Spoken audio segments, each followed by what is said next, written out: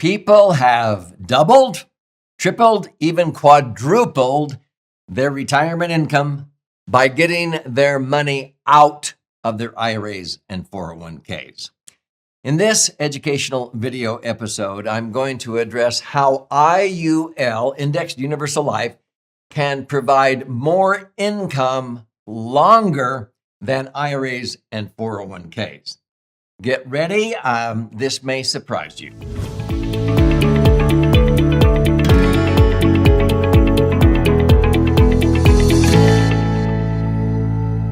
So I'm Doug Andrew. I've been a financial strategist and retirement planning specialist now for north of 48 years, helping people optimize their assets, minimize taxes, and empower what I call their authentic wealth.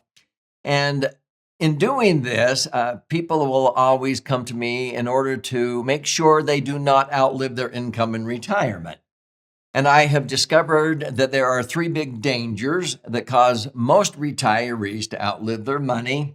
Rising taxes is the first danger. The second is inflation that erodes away the purchasing power of those hard-earned saved dollars. And then market volatility if they leave their money in the market. Well, this is where I am shocked how many people would come to me maybe 5 years before retirement, which I recommend that you seriously get together with a retirement planning specialist at least 5 years before retiring, because at retirement planning is something totally different than maybe what you did for retirement planning. And many times I would notice that they would have, 60, 70, 80, 90%, sometimes 100% of their retirement resources in yet to be taxed IRAs or 401ks in the market. And I would go, what are you thinking? And they would go, well, I've just been following the herd, putting money into here. And I go, well, you understand that Wall Street was never designed to create predictable income or predictable cash flow because of the market volatility. In fact, most broker-dealers will tell their advisors, don't you dare ever illustrate more than a 4% payout out of a portfolio of mutual funds with IRAs or 401ks. Why? Because Dalbar, who studies investor behavior, says the average retiree with their money in the market is only averaging 3.49% because they buy and sell at the wrong times. If you bought and held and you didn't panic when the market drops down 25, 30, 40%, most people do panic and they say enough already and they sell low. And then they wait around to buy back into the market high. That's why they only average about 3.5%. If you bought and held, you'd probably earn 9.14%, but you'd only net 6% after tax. So $1 million nest egg, if you were earning 9, you could pull out $90,000 a year theoretically and not deplete your principal, but you're only netting $60,000 to buy gas and groceries, prescriptions, golf, green fees, whatever, to live on. But the average retiree, if you only pull out 4%, which is what they want you to do so that you will not sue them, the broker-dealers, for you outliving your money, that's only $40,000 a year. And even in a 25% tax bracket, you're only netting $30,000 to buy gas and groceries, or 3% a year. That's pretty pathetic. So many times when I would meet people and they would realize, oh, wow, see, if you ask on Wall Street when is the best time to sell your mutual fund shares or your stocks, they will say never. Okay, Wall Street was never designed for you to actually sell or liquidate because you have to time the market. And when you need the money the worst, sometimes it's the hardest to get, or you don't want to sell when the market's down and what have you. And so it's not a good place to have your monies. This is why many times I would advise people to do a strategic rollout. That's not a rollover. A rollover is going from the frying pan to the fire, so to speak. That's taking money in 401ks and rolling them over into IRAs, and the money stays in mutual funds. Nah. And then many times, if you don't need the money, you defer until you're age 72, and then you start taking RMDs, required minimum distributions, which I think is the worst advice for many retirees. You're not saving tax by stringing it out.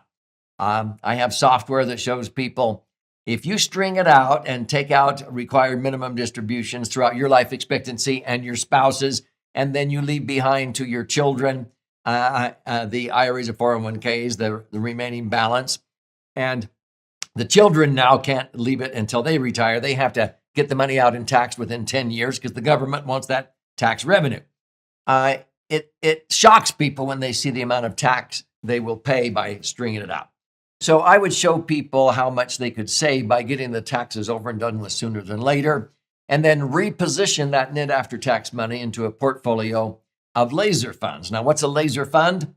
It is a max-funded indexed universal life insurance contract, structured correctly and funded properly, and it's where I have earned average returns for the last 42 years, as of the recording of this episode, of 9.62%. Now, some years you may not make anything, but you don't lose when the market goes down because your money's not invested at risk in the market.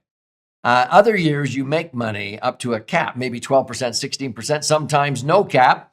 And there are times when people have realized gains that they've locked in of 25%, even 61%, and 158% from the year 2020 to 2021 after the COVID-19 pandemic. 30% drop in the market in March of 2020. A year later, in March of 2021, many people with indexed universal life had received 61.33% gains, even 158%, using different strategies with indexed universal life. So let's just keep it simple and take it down to an 8 to 10% payout, because most people who own indexed universal life, structured correctly and funded properly, they can usually get 8 to 10% payout without depleting principal. Okay, so let's talk about how IUL can outperform traditional IRAs or 401ks. If you could earn 12% in a mutual fund portfolio, which I highly doubt, you're only going to net after tax in a 33% bracket 8. If you had $1 million nest egg and you're pulling out $120,000 a year at 12%, in a 33% combined federal and state income tax bracket, you're going to pay out $40,000 in tax and only net $80,000 to buy gas and groceries. Most of those asset managers charge 1% asset management fees on the $1 million, so you're really only netting 7% or $70,000. Well, a max funded index universal life can generate $80,000 to $100,000 of tax-free income and not deplete principal. If you buy and hold in the stock market, the chances of earning 12% really aren't realistic. Dalbar says if you did that and you did not panic when the market went down, you might earn 9 and net 6, maybe only 5% after fees. So $1 million only nets you $50,000.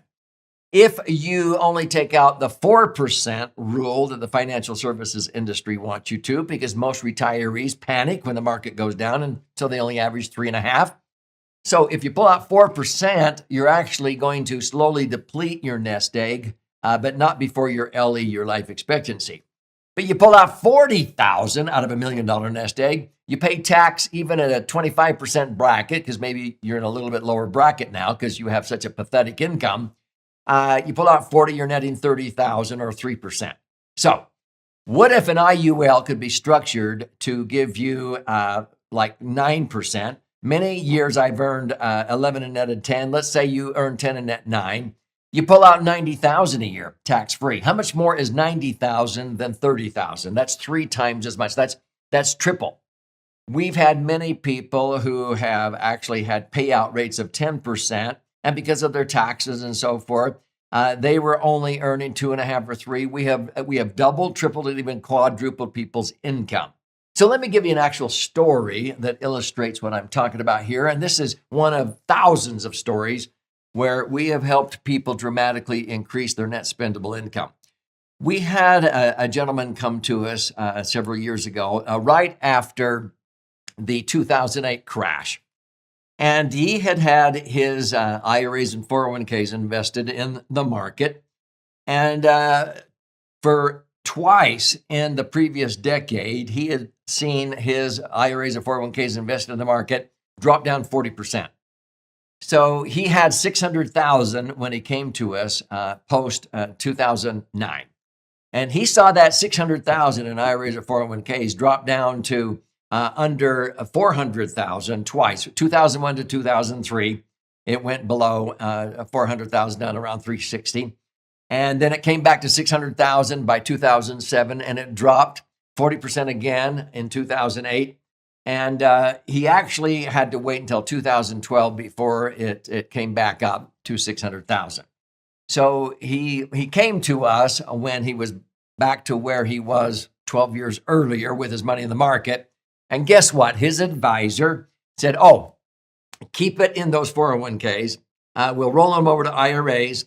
And since you don't need the money, just take RMDs, required minimum distributions, and keep it in the market. The market will always come back. Well, he was fed up with waiting around 12 years to recover what he lost twice in the previous 12 years. So he was all ears, and so we showed him a strategic rollout. What his advisor was telling him to do is take RMDs, because at that time he was 70 and a half, and that's when you had to start taking RMDs. And the year that he came to us, the required minimum distribution on his 600,000 was like 24,000. Okay. Now he didn't need it, but he pulls out 24,000 in a 33% bracket. He had to pay 8,000, a third in tax, and he was netting 16,000 out of the 24,000 to buy gas and groceries. Okay. That's pretty pathetic.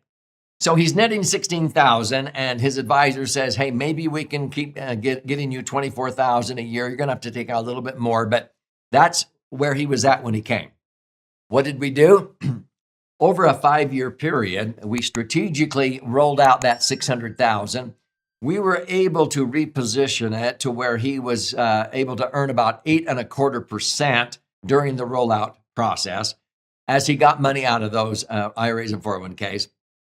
And we pulled out $150,000 a year. Now, some of his advisors said, what? You're sending him into a higher tax bracket. Not by much. You think his taxes are going to be lower in the future? I don't. And so we wanted to get the taxes over and done with sooner than later. So let's take the worst case scenario first. He pulls out $150,000 a year times 5 years. He actually ended up getting $750,000 out of his IRAs, because the 600,000 was growing while we were doing the rollout. Okay. He pulls out $150,000 a year. He pays a third, 50 in tax. He's netting 100,000. Okay. That 100,000 net, we put into laser funds. Okay. Max funded index universal life policies. At the end of 5 years, he now has 500,000 plus interest, but 500,000 in his laser funds. Now, those laser funds were able to generate at least 8% payout, and actually he was able to do 10% if he needed it. What's 8% on 500,000? 40,000 a year, tax-free. How much better is 40,000 a year of tax-free income than 16,000 after-tax income on those IRAs or 401ks? Yeah, 2.5 times as much. But he could actually pull out 50,000 because he was able to get a 10% payout. He was actually earning 11, netting 10 for most of those years. But we were able to resurrect some deductions. He was a sort of a real estate landlord, and so he had been paying off some of his real estate properties, thinking that would be a supplement to his retirement. We actually showed him how to resurrect some of those deductions and use his real estate properties and leverage and borrow money at 4.5%, a net cost of 3%, because he was earning, 9%. How much more is 9 than 3? Again, it's 3 times as much. He began to understand, wow, it's costing me because I don't understand how to optimize my assets. Long story short, as we refinanced properties and resurrected deductions, because I'm a tax strategist, we were able to get the bulk of that 600,000, which was going to 750, out of his IRAs or 401ks with no tax consequence, because we offset the tax by creating new deductions on his tax returns, by resurrecting deductions where he could deduct interest by refinancing his rental properties as it flowed over to his personal 1040. I'm a tax strategist. So he ended up with 750,000 at the end of 5 years. 750,000 at 8% payout is 60,000 a year. At a 10% payout, that's 75,000 a year. How much better is that? Even if you split the difference on that situation, he was able to, at 8.5%, he was able to generate enough to quadruple the amount of income where he was able to get about 62,000 compared to 16,000. He was able to get 64,000, even 75,000 a year of tax-free income. We have done this numerous times. So this is how indexed universal life, structured correctly and funded properly, can outperform IRAs or 401ks invested in the market. And you're able to sometimes double, triple, even quadruple your income. And at the end of the day, when he dies, anything left in his laser funds blossoms and transfers tax-free.